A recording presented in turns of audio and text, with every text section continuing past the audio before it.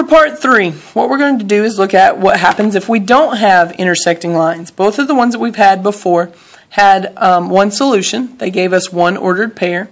So what we want to look at is if they're not that one solution. Remember, we get one solution from having intersecting lines where there was one point in common in those two lines.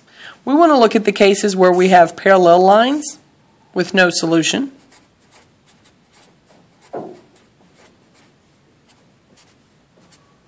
We also want to look at the case where we have the same line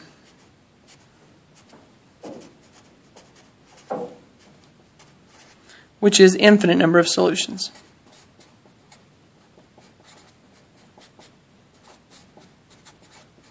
Because we have all those points on the line. So this was same line, this is when we have parallel lines. So how are we going to know on our calculator if we get one of those? Well, the matrix is going to look a little different at the end. So they'll have some numbers across the top. Doesn't really matter what those are, that's why we're putting the little number symbol. If it's parallel lines, it will have some false statement down here. Like it'll probably have 0, 0, and some number like 3. This is saying 0 x's and 0 y's is going to give us a 3. And we all know that that's not true because 0x and 0y should give us 0. So if it's written like this, we know there's no solution. If it's the same line, we will have numbers across the top again. But there won't be anything for the second row except zeros. This is saying they only had enough information for one equation. And as we realized when we were graphing same lines, we only ended up with one line on our graph. So we will only have one equation.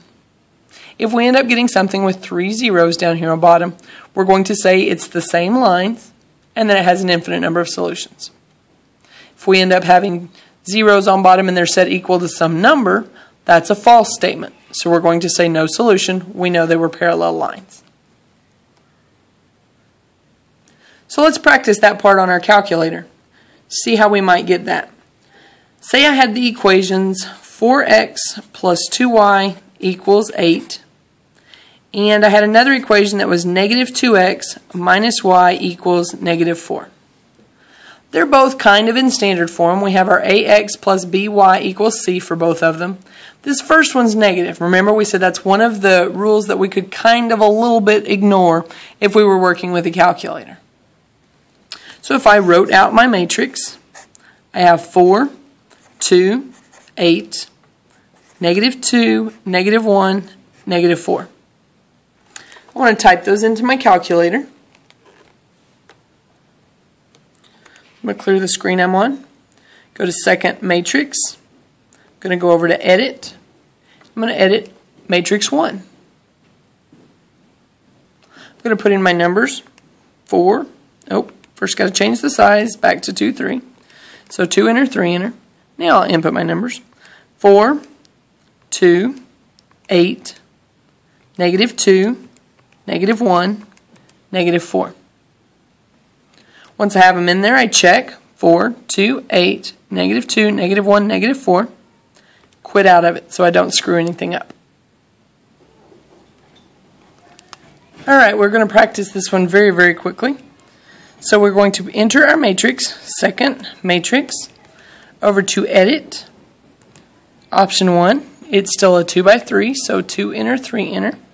Put our numbers, 4 enter, 2 enter, 8 enter. Negative 2 enter, negative 1 enter, negative 4 enter. Check our numbers, quit, go to second matrix, over to math. We'll scroll down to our RREF, hit enter, and then second matrix, option 1 for A, and we'll hit enter. Notice what we got as an answer on this one, 1.52. And then 0, 0, 0. Remember when we got 3 zeros across the bottom? That this was the same line because we only had information for one line. So this was same line, infinite number of solutions.